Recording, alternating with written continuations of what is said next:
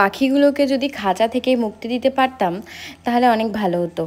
আর যদিও ওই পাখিগুলো আমার নয়, অন্য একজনের, তো আমি ভাবলাম প্রতিদিন তো অন্য ধরনের ভিডিও প্রচুর দেই, বাগানের ভিডিও, আম গাছের ভিডিও দিয়ে প্রচুর রেসপন্স পেয়েছি, বা পার্কের বিভিন্ন জায়গার ভিডিও দিই, তোমাদের প্রচুর রেসপন্স আমি পাই।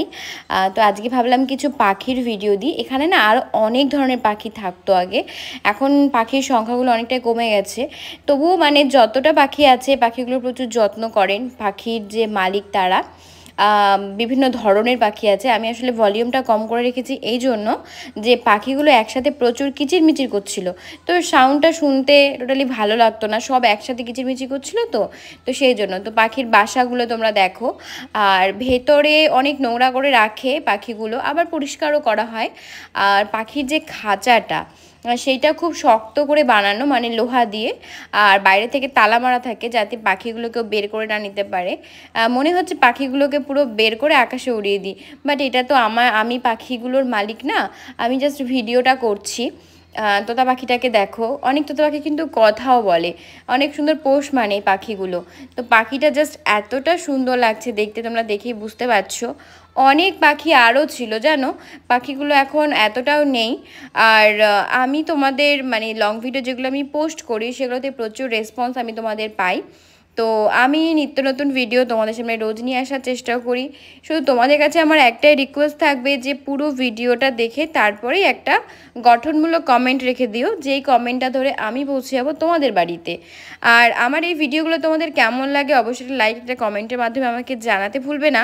আজকে কিছু গাছও দেখাবো, এইগুলো সবগুলোই আমার বাড়ির গাছ। এত রোদ্রেও গাছগুলো এখনও সতেজ সুন্দর আছে দেখো। গাছে এখানে একসাথে অনেক ধরনের গাছ লাগানো আছে, তো যেহেতু নিচে আশেপাশে মাটি নেই, এই জায়গাটাতে কিছুটা পরিমাণে মাটি দিয়ে তারপরে গাছগুলো লাগানো হয়েছে।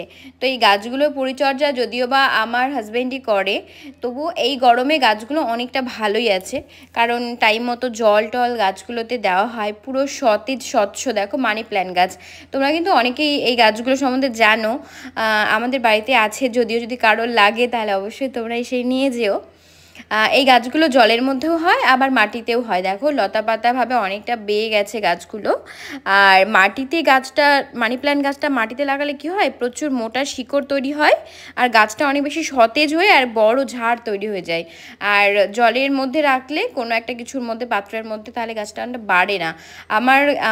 আমার দোকানে যে গাছটা সেইটা না মোটামুটি 7-8 বছরের পুরনো, গাছটা পুরো ঝাড় হয়ে আছে, কিন্তু গাছটা প্রচুর বাড়েনি, মানে শিকড়গুলো দুমড়ে দুমড়ে আমরা ওর মধ্যেই রেখে দিই। তো যাই হোক, আমার এই ভিডিওটা তোমাদের কেমন লাগলো অবশ্যই লাইক একটা কমেন্ট করে জানিও। টাটা।